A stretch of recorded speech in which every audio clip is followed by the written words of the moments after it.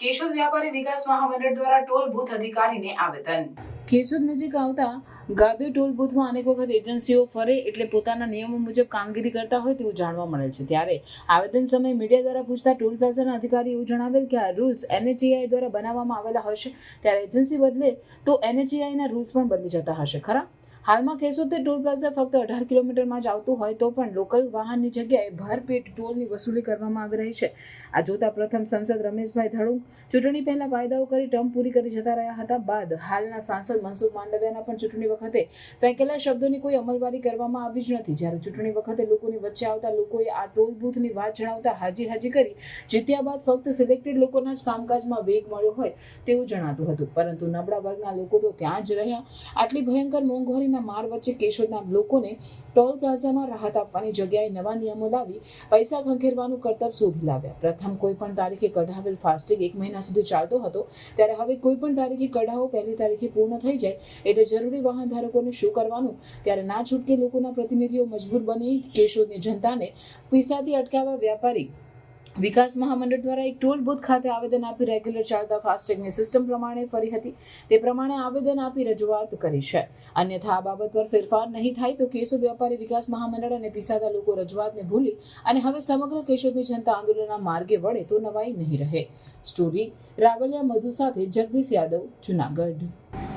इनका monthly pass को लेके मंथली पास के रिकॉर्डिंग इश्यू है, इनकी कंप्लेंट हमने रिसीव कर ली है। आगे हम आपको फॉरवर्ड कर देंगे, जो भी रिप्लाई रहेगा इनको within A days within a week reply कर देंगे।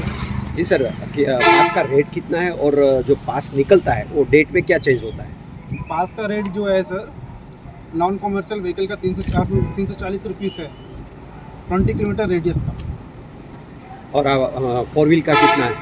4 व्हील का नॉन कॉमर्शियल व्हीकल। अच्छा, तो ये दिक्कत क्या है? ये जो व्यापारी लोग आए इसमें कुछ नहीं है सर, इसमें इनको मंथली पास का डेट को लेके है, जो कि रूल HMCL और NHAI के थ्रू होता है।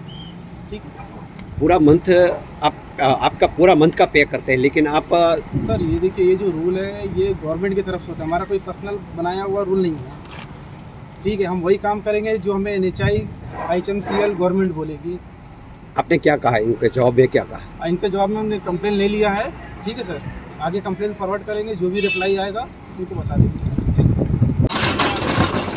પ્રમુખ આજે અમારી સમગ્ર ટીમ વેપારી મહામંડળના તમામ આગેવાનો આજે ગાદોઈ ટોલ નાકા ઉપર અમે જે કેશોદ શહેરનો પ્રશ્ન છે કે જે પાસ આપતા હતા, આની પહેલાં જે કાંઈ એજન્સી હતી ત્યારે જે ડેટ ઉપર પાસ લેતા હતા કે આજે 15 તારીખના કોઈએ પાસ લીધો તો આવતી 15 તારીખે ખતમ થતો હતો, પણ આ લોકોએ નિયમોમાં ફારફેર કરીને કે જે કાંઈ એના ઉપરના નિયમ હોય એ પ્રમાણે આજે કોઈ પણ વ્હીકલવાળો કે કોઈ પણ વ્યક્તિ આજે 25 તારીખે પાસ લે તો આખા મહિનાનું પેમેન્ટ પે કરે છે, તો 5 દીમાં એની તારીખ ખતમ થઈ જાય છે।